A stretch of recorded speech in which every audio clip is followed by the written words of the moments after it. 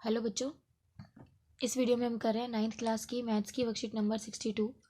Topic आपका construction का second part है आज। इसे फर्स्ट पार्ट में हमने किया था किसी भी लाइन को बाइसेक्ट करना। ठीक है, आज हम एंगल्स बनाना सीखते हैं कंपास और स्केल की हेल्प से। फर्स्ट है 60 डिग्री का एंगल। ठीक है, जब भी हम कंस्ट्रक्शन करते हैं तो हम उसके स्टेप्स भी लिखते हैं। तो आपको स्टेप में क्या करना होता है, जो जो आप कंस्ट्रक्शन में कर रहे हैं उसको बस आपको स्टेप में लिखते जाना है। ठीक है, 60 का एंगल है, 90 का है, 45 का है। उसके बाद फिर कुछ एंगल्स नीचे दिए गए हैं हमें बनाने के लिए। करना क्या होता है, कोई भी एंगल जब आप बनाते हैं आपको ये पता होना चाहिए कि कौन सी जो आर्क आपने लगाई है वो कितने डिग्री की होगी। ठीक है, मैं आपको एक नॉर्मली बताती जाती हूँ कि जो सबसे पहला काम जो आपको करना है किसी भी एंगल को बनाने में, आपको अपने कंपास को एक पॉइंट पे सेट कर लेना है। ठीक है, उसको नॉर्मल रखना है, बहुत ज़्यादा टाइट नहीं रखना, ना ही बहुत लूज़ रखना है। लूज़ रखेंगे तो आपकी जो आर्क है वो सीधी से नहीं लगेगी, और अगर ज़्यादा टाइट कर देंगे तो भी आपकी कंपास खुलने में दिक्कत करेगी। तो आपको उसे इस तरीके से सेट करना है कि वो हिले नहीं, इक्वल रहे, स्टेबल रहे। दूसरा काम कि आप जितना उसे खोल लेते हैं एक बारी में, एंगल बनाते टाइम उसको हिलाना नहीं है आपको। अगर आपने उसको 1.5 सेंटीमीटर, 2 सेंटीमीटर, 2.5 सेंटीमीटर इतना खोल लो, इसमें से कोई भी आप ले सकते हो। ज़्यादा छोटा नहीं, ज़्यादा बड़ा नहीं। हमें बहुत साफ साफ दिखाना होता है तो मीडियम साइज हम 2 सेंटीमीटर खोल सकते हैं कंपास को। आपको हर किसी में एक लाइन सेगमेंट ज़रूर खींचना है और कंपास को खोल के रखना है। उसके बाद आपको मैं एक एक आर्क बताती जाती हूँ कौन सी आर्क कितने की होती है। फिर सारे एंगल्स कोई तो उनके ऊपर ही बनेंगे, और कोई दो जो आर्क लगेंगे उनके बीच में कोई कनेक्शन कर करके बनेंगे। तो फिर वो आपको धीरे धीरे जब आप प्रैक्टिस करेंगे इसकी तो वो आपको समझ आता चला जाएगा। ठीक है, फर्स्ट जो आर्क होती है, फर्स्ट जो एंगल हम सीखते हैं, सबसे पहले हम 60 डिग्री का एंगल सीखते हैं। देखो, पहला पॉइंट होता है कि ए बी, और एक चीज़ और, एक जो लाइन सेगमेंट की मतलब लेंथ है ना, उसे भी आप एक याद रख लो इस तरीके से कि हमें वो कितनी भी लेनी होती है, लेकिन कितनी भी का मतलब ये नहीं कि बहुत बड़ी ले लें। 5 सेंटीमीटर या फिर 6 सेंटीमीटर लाइन ड्रॉ कर लिया करो। तो हम लिख देते हैं कि हमने ए बी एक रेखाखंड खींचा। ठीक है, ए को केंद्र मानकर कंपास हमने खोली हुई है, ए को केंद्र मानकर हमने एक आर्क लगाई जो कि ए बी रेखाखंड को डी बिंदु पे काटती है। हमने इसको नाम डी दे दिया। अब हमने क्या किया, डी को केंद्र मानकर उतना ही कंपास खुला रहने पर समान जो त्रिज्या मतलब समान त्रिज्या से हमने डी से पहली लगी हुई आर्क को काटा। ठीक है, हमने इसको नाम दे दिया ई। ठीक है, अब क्या किया, हमने ए से ई को मिलाया और इसको आगे बढ़ा दिया। आगे बढ़ाकर इसका नाम हमने यहाँ पे रख दिया एक्स, या यहाँ पे इन्होंने सी दिखाया तो आप सी रख लीजिए। ठीक है, इस प्रकार सी ए बी जो हमारा एंगल बना है वो बना है 60 डिग्री। ठीक है, जितनी आप कंपास खोलते हैं, जितनी जो उसकी रेडियस होती है, उस फर्स्ट रेडियस पे जो एंगल बनता है वो 60 डिग्री का होता है। सेकेंड रेडियस का जो एंगल बनता है वो 120 डिग्री का होता है, क्योंकि आप इस वाली फर्स्ट वाली रेडियस पे आप कंपास को रखेंगे, उतना ही खुला रहने देंगे और यहाँ आर्क लगाएंगे। ऐसे जो एंगल बना है ये एंगल बनेगा आपका 120 डिग्री का। ठीक है, उसके बाद 90 का एंगल आता है।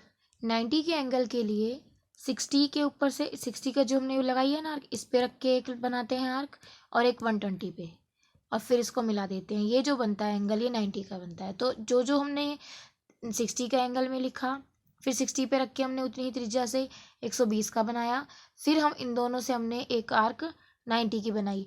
वो सब आप स्टेप यहाँ 90 में लिखेंगे। ई को केंद्र मानकर, आगे की रचना है ना ये इसके की, ई को केंद्र मानकर चाप 1 को बिंदु एफ पर काटती है, ऐसी हमने चाप 3 लगाई। ठीक है, बिंदु ई को ले केंद्र मानकर चाप 4 लगाएं। फिर बिंदु एफ को केंद्र मानकर 4 चाप को काट, जो चौथी चाप है हमारी, जो चौथी आर्क हमने लगाई थी ऐसे ई से, उसको काटते हुए ऐसे हमने एक आर्क बनानी है। उसका हमने नाम क्या दिया दिया जी। अब क्या किया, ए से जी को मिला के आगे बढ़ा दिया। इस प्रकार जो ये एंगल बना है कितने का बन गया, 90 डिग्री का। समझ आ गई बात। अब 90 का हाफ होता है 45। अब 45 डिग्री का एंगल बनाने के लिए क्या करेंगे, एक आर्क लगाएंगे यहाँ से किससे, डी बिंदु से, उतनी ही खोले रखेंगे कंपास को, कंपास चेंज नहीं करनी, ये बात आप याद रखना। डी से एक आर्क लगाई, फिर हम क्या करेंगे, जो ये पॉइंट है ये, इसको नाम दे दिया हमने एच, फिर एच से पहले लगी हुई आर्क को काटा और फिर इसको इससे मिला दिया। ये जो एंगल बना है आपका, ये बन गया 45 डिग्री का। देखिए, ठीक है, क्योंकि आपको ये समझ में आना चाहिए कौन सा नंबर किससे निकलेगा। हमने समझा 90 का हाफ होता है 42, तो जो 0 डिग्री है और जो 90 डिग्री है, एक आर्क वहाँ से लगाओगे, एक आर्क वहाँ से, तो वो उसका हाफ हो जाएगा। ठीक है, किसी भी एंगल का समद्विभाजन करना, हाफ करना, उसके लिए क्या करते हैं, एक जो आर्क यहाँ से लगाएंगे, एक आर्क इस पॉइंट से, और फिर इसको मिला देंगे। ये क्या है, आपके एंगल का समद्विभाजन है। किसी भी कोण को 2 बराबर भागों में बांटता है ऐसे करना। ठीक है, अब आगे के एंगल सीखते हैं। फर्स्ट है आपका 15 डिग्री। 15 डिग्री एंगल आपको समझ में तो ये आ ही रहा होगा। 15 डिग्री के लिए हमें 30 चाहिए, 30 का हाफ कितना हो जाएगा, 15। ज्वाइंट करते जाना चीज़ों को। 30 किसका हाफ होता है, 60 का, क्योंकि जो हमें बनाना आता है ना, हम उससे ही इनको सीखते जाएंगे, कुछ नया नहीं करना।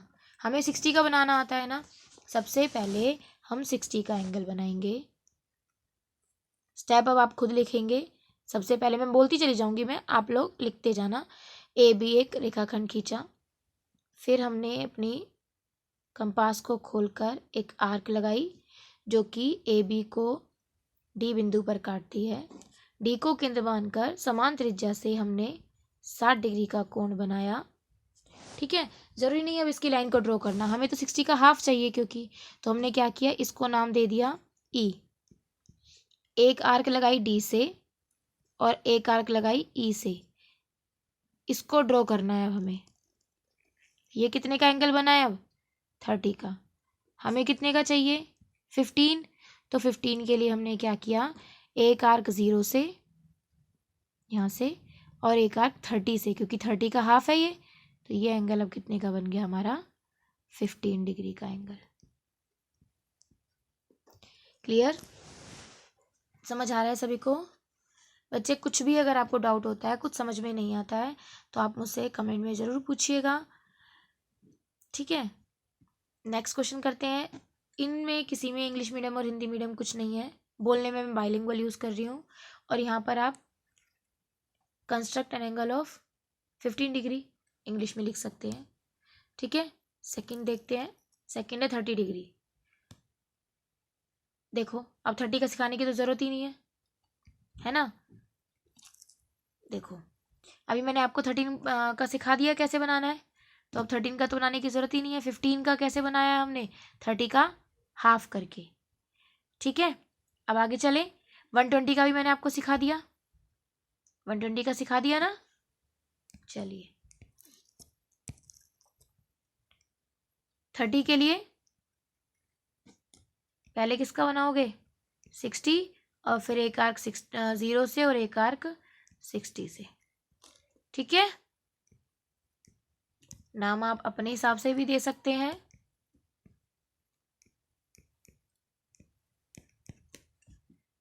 नेक्स्ट देखते हैं 75।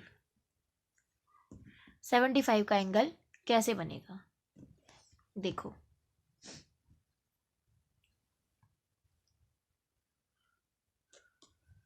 सबसे पहले वही आपका ए बी एक रेखाखंड। ठीक है,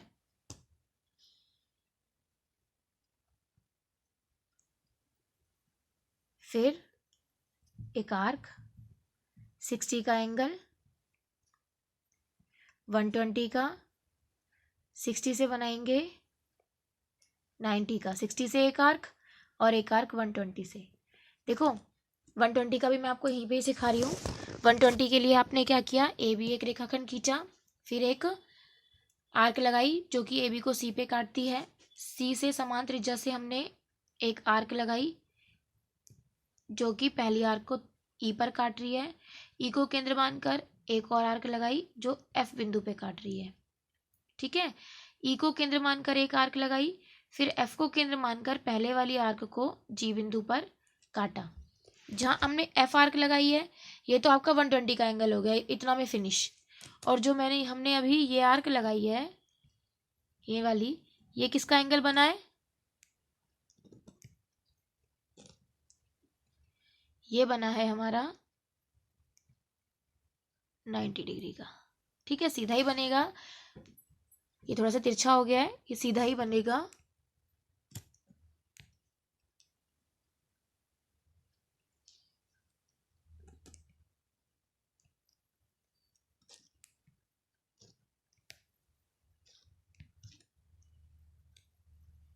ठीक है, ये पॉइंट हम ए ले लेते हैं। अब हमें क्या करना है, 75 चाहिए। देखो 75 के लिए, 75 के लिए या तो हम कर दे 150 का हाफ, तो हमें उसके लिए पहले 150 का एंगल बनाना पड़ेगा। ठीक है, या फिर उससे इजी है, क्योंकि हमने 90 तक 120 तक हम बना लेते हैं, तो क्या करना है हमें, ये 60 है, 75 होता है 60 + 15। 60 तक तो यहाँ पे हो गया ये वाला एंगल ई तक। ठीक है, अब 60 से 90 के बीच में एक आर्क लगाएंगे हम ई बिंदु से, और एक आर्क लगाएंगे हम, इसको एच ले लेते हैं, एच बिंदु से। ठीक है,